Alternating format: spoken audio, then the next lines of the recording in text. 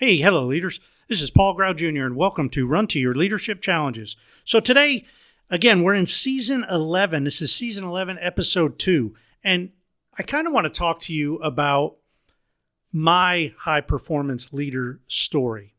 And because the thing is, although I consider myself a high-performing leader today, there was a long time in my career that I didn't necessarily consider myself a high-performing leader. Now, Season 11 is going to be all about the high-performing leader and how you can kind of do a self-evaluation on yourself, whether or not you're a high-performing leader, and it's going to offer tips on how you can continuously improve to continually be that high-performing leader and to basically mold other leaders into high-performing leaders. Now, I said I didn't always consider myself a high-performing leader in the least bit. And the thing is, early in my military career, I wasn't a go-getter as far as, the one that had to lead all the time. But oddly enough, I always seemed to find myself in a leadership position. I either volunteered if nobody else stepped up, or in the military, they said voluntold, all right? I was basically told that I was going to lead certain things. So I just embraced it. And over time, I saw that I was getting very comfortable in a leadership position. And throughout my career, man, I made more mistakes than I can even begin to think about. But I tried to learn from each and every mistake. I was told way back in England when I was at RAF Lakenheath, I was taking night classes in University of Maryland, and I had a teacher or professor, and this professor said, he's the one that told me about mistakes. It's not a mistake, it's a mistake. It's a do-over. As long as you learn from it and improve on it, it's a do-over. It's a mistake. And I started looking at mistakes a lot like that. And I started looking at failure like that. I mean, one thing to become a high-performing leader, you have to realize that failure is a part of the game. Failure is just another bump in the road. It's a challenge. It's a barrier that you have to face sooner or later. And if you're not failing at anything, I would kind of challenge you and say you're not pushing yourself too hard, because everybody fails and there's nothing wrong with failure as long as we learn from it, get back up, and continue on. So I tried to embrace failure as much as I can. I tried to embrace the mistakes and learn from them and apply them as needed, and then go on. And I still do that. I still screw up royally. I still make major mistakes, but I try to learn from those mistakes. I try to improve what I'm doing based on those mistakes and those failures, and I try something new. So I got thinking about this. High-performing leader, people see you and they know that they could come to you and get things done. If you want to know who the high-performing leaders that you work around are, just observe who people go to when things need to get done, or when nobody else knows anything about it. Who do they go to? That's a high-performance leader, because people know that they can always count on that person. And as I continued on through my military career, I feel in a lot of situations I became that person. And I wasn't always that person by any means, but I was to many people in certain areas. And there was a lot of areas that I wasn't. And if somebody came to ask me, I'd be like, I'm not sure about that, but I think I know who we can go to find out. And I never took any shame in that. I was always happy to do that. And I think there's three things that I kind of came up with on to be a high performance leader. The first thing is and this isn't even one, but to be a high performance leader, you have to think of yourself as a high performing leader. And there's three things that I believe that can make you think of yourself as a high performing leader a lot more easily. The first one is self-assurance.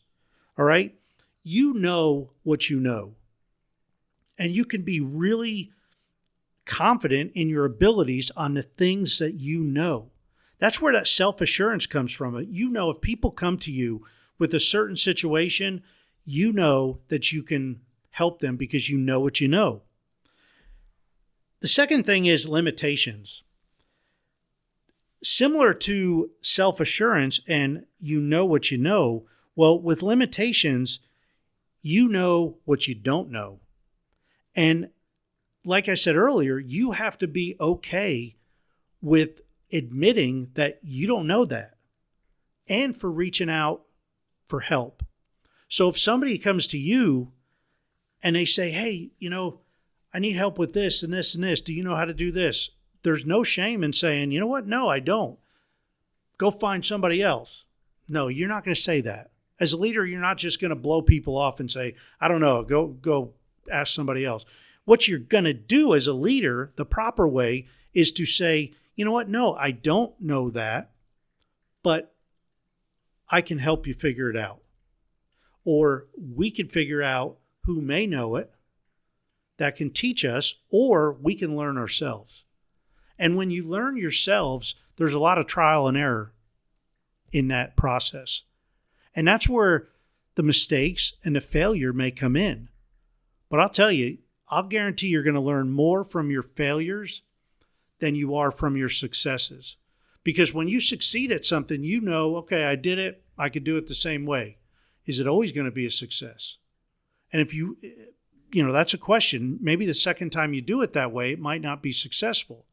But once you do things over and over and over and they're successful, then that's a good deal. You know that you know that. But again, know your limitations, know what you don't know, and be okay with that. But number 3 is, I call it the ABC of the high-performing leader. ABC, always be curious. Okay? And when I say always be curious, there's some things that go into that, like observation, like asking questions, like seeking improvement, better ways to do things. So basically, always be observing. Even if you know something, observe other people the way they do it. Because sometimes you may see somebody else do the same thing you know how to do, but they're doing it a little bit differently. Maybe their way might be a little bit better. So always be observing.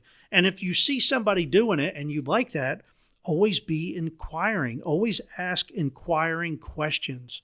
Okay? That's the how, the why. You want to get to that application level of learning. And that's those how and why questions are going to help you get there. And then always be seeking improvement. Improvement, better ways to do things, better ways to lead. But the number one person that you need to always be working on and always trying to figure out a better way to lead them is yourself.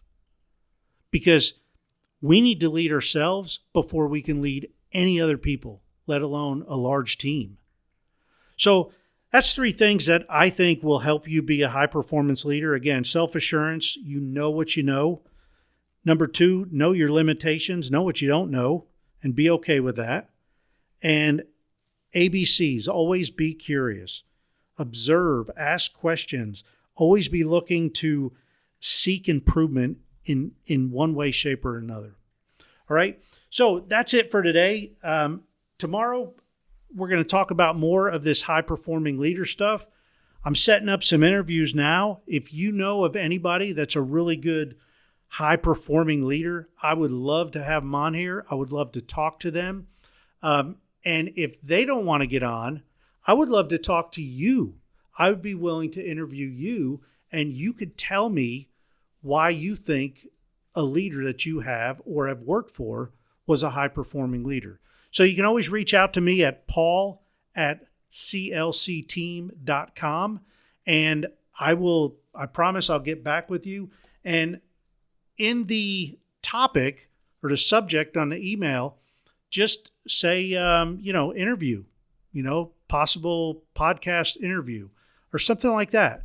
I'd be happy to have you on. So have a great rest of your day. And until tomorrow, run to your challenges. We'll see you.